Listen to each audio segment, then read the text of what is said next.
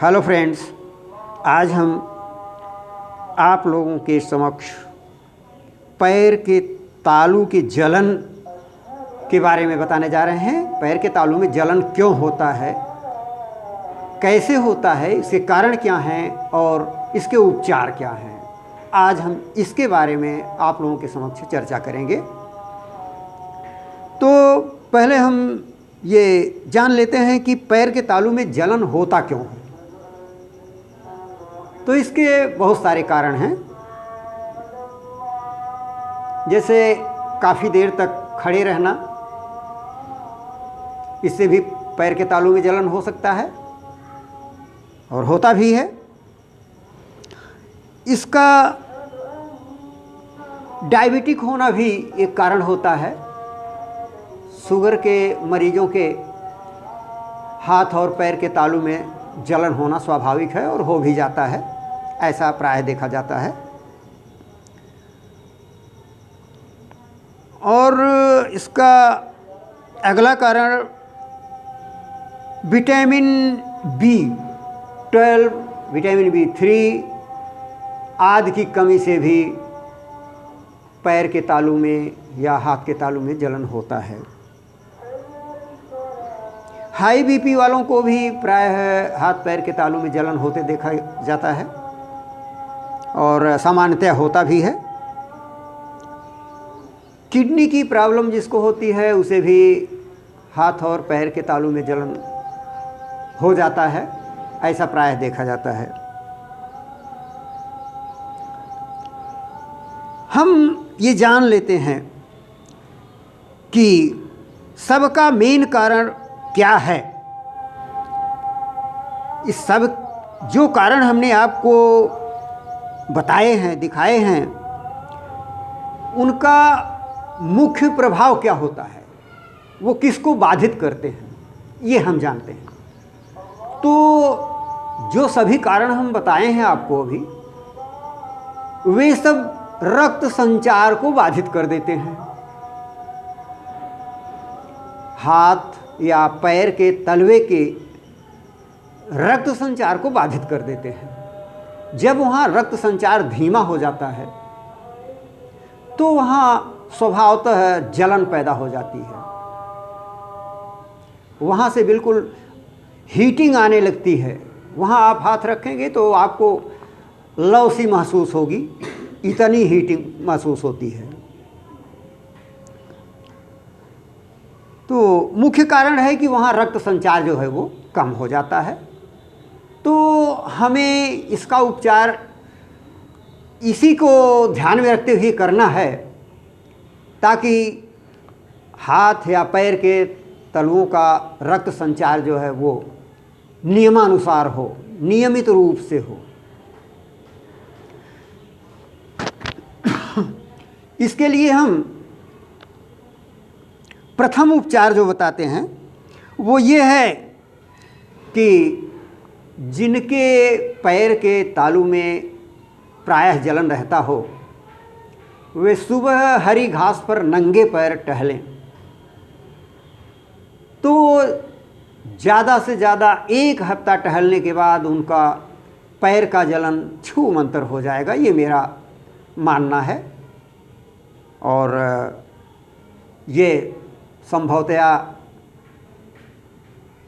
90% तक प्रभावी भी है। और आप फिर इसके और भी उपाय कर सकते हैं, जैसे पैर के तलवों में आप लौकी, घिया जिसे आप कहते हैं, बॉटल गार्ड, तो उसके आप छोटे छोटे टुकड़े कर लें और उसको पैर के तलवे में रगड़ें। 10 मिनट तक, 15 मिनट तक रगड़ें। इसके पश्चात आप देखेंगे कि आपके पैर के तलवों की जलन जो है वो काफ़ी हद तक दूर हो जाएगी। आपको शांति का अनुभव, सुख का अनुभव मिलेगा। और इसी तरह हम करेले की पत्ती या फल, पत्ती नहीं आपको उपलब्ध होती है तो इसके फल के स्वरस को भी आप निकाल सकते हैं। फल के स्वरस को आप निकाल लें और उसे भी पैर के तलों में मालिश करें। लगभग 10 मिनट तक आप मालिश करें हल्के हाथ से। इसके बाद देखें आपको काफ़ी हद तक जलन शांत होता दिखाई देगा। और इसके अतिरिक्त भी हम देखते हैं कि एलोवेरा का गूदा, आप ये देख रहे हैं जो एलोवेरा, देखिए इसका ये पीला वाला भाग जो देख रहे हैं, ये प्लेट में दिख रहा है, ये पीला वाला भाग आप निकल जाने दें। बाकी ये अब जो इसको धुल लें और ये सफ़ेद वाला भाग इसका छिल के और इसके पैर के तलवे में आप रगड़ें। इसको भी लगभग 10 मिनट तक हल्के हाथ से रगड़ें। देखेंगे कि ऐसा आपको लगभग आप नियमित रूप से दिन में 2-3 बार तक इसको रगड़ें तो देखेंगे कि आपको काफ़ी हद तक आराम मिलेगा। ये अत्यंत प्रभावी औषधि है। और इसके अलावा आप अदरक के रस को, अदरक भी बड़ा अच्छा प्रभावी औषधि है, तो अदरक के रस को आप वैसे न लगाएं, उसको आप नारियल के तेल में या जैतून के तेल में मिला के या तिल के तेल में मिलाकर आप पैर के तलवे में मालिश करें। लगभग 10 मिनट तक हल्के हाथ से मालिश करें। इसके बाद आप आराम करें। देखेंगे कि काफ़ी हद तक आपके पैर के तलवे की जलन जो है वो शांत हो जाएगी। और धीरे धीरे मालिश करेंगे, 2-4 दिन मालिश करेंगे, 6 दिन मालिश करेंगे तो फिर वो बिल्कुल ख़त्म भी हो जाएगा। तो इसे आप अवश्य करें। इसमें आपका कोई विशेष वो समस्या नहीं है आपको करने में। और वैसे भी आप तिल का तेल, केवल तिल का तेल आप मालिश कर सकते हैं। उससे भी आपके पैर के तलों का रक्त संचार जो है वो नियमित हो जाएगा। तिल के तेल में ये विशेष गुण है। ये आप मालिश करें, घुटनों के दर्द पर भी ये मालिश किया जाता है। इसके मालिश करने से रक्त संचार जो है वो जो रुका होता है वो बिल्कुल नियमित हो जाता है।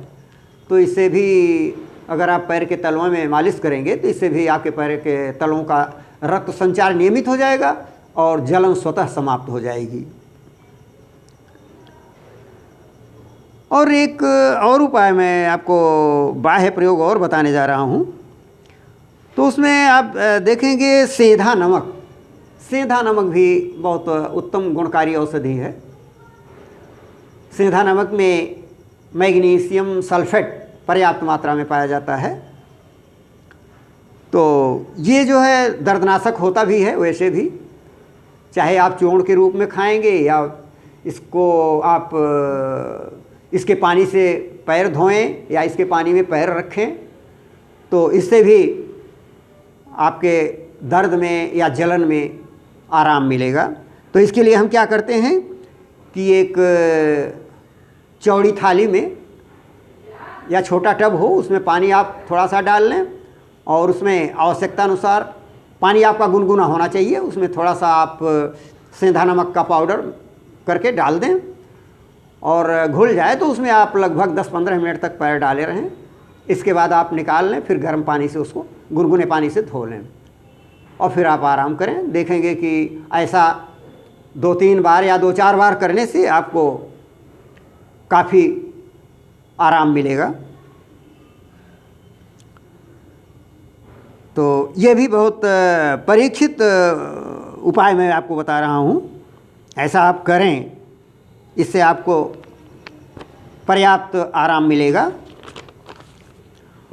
और अब मैं कुछ इसका अंतर प्रयोग बताने जा रहा हूँ। जैसे आप खाएं, कुछ प्रयोग ऐसा बताने जा रहा हूँ, कुछ उपाय, कुछ रेमेडी हम आपको ऐसा बताने जा रहा हूँ जो कि आप खाएंगे तो इससे आपको काफ़ी आराम मिलेगा।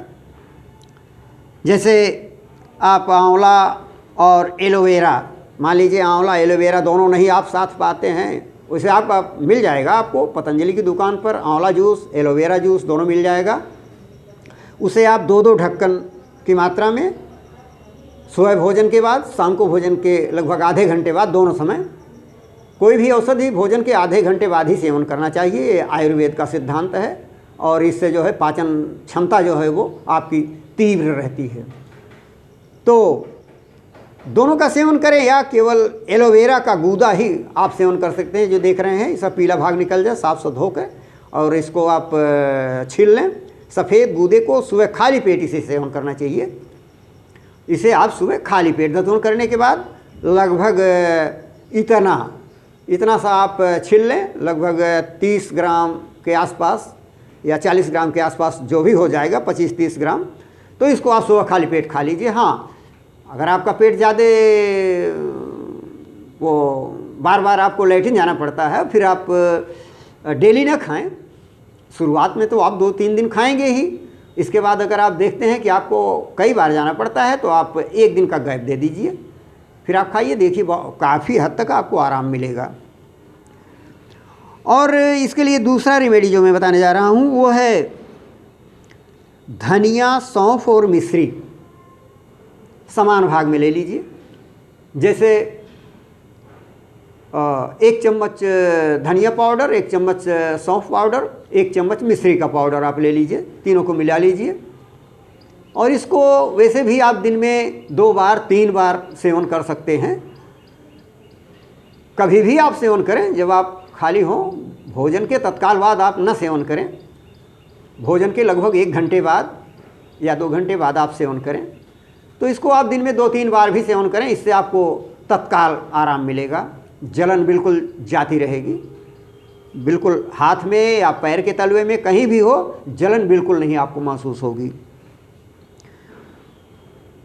और एक रेमेडी मैं और आपको बता रहा हूँ, इसका प्रयोग राजस्थान में प्रायः लोग करते हैं। तो इसे रसायन भी लोग मानते हैं। इसमें है आंवला, गोखरू और आपका ये गिलोय। आंवला, गोखरू और गिलोय, तो तीनों का समान भाग का आप पाउडर बना लें। गिलोय भी सूखा मिल जाता है, मार्केट में आपको मिल जाएगा, सूखा गिलोय ले लें। सूखा आंवला पाउडर बना लें लेकर के, आंवला मिलता है सूखा हुआ, और धनिया सूखी मिलती ही है। तो तीनों का पाउडर आप बना लें। वो क्या कहते हैं, गोखरू। गोखरू भी आपको आयुर्वेद की दुकान पर मिल जाएगा।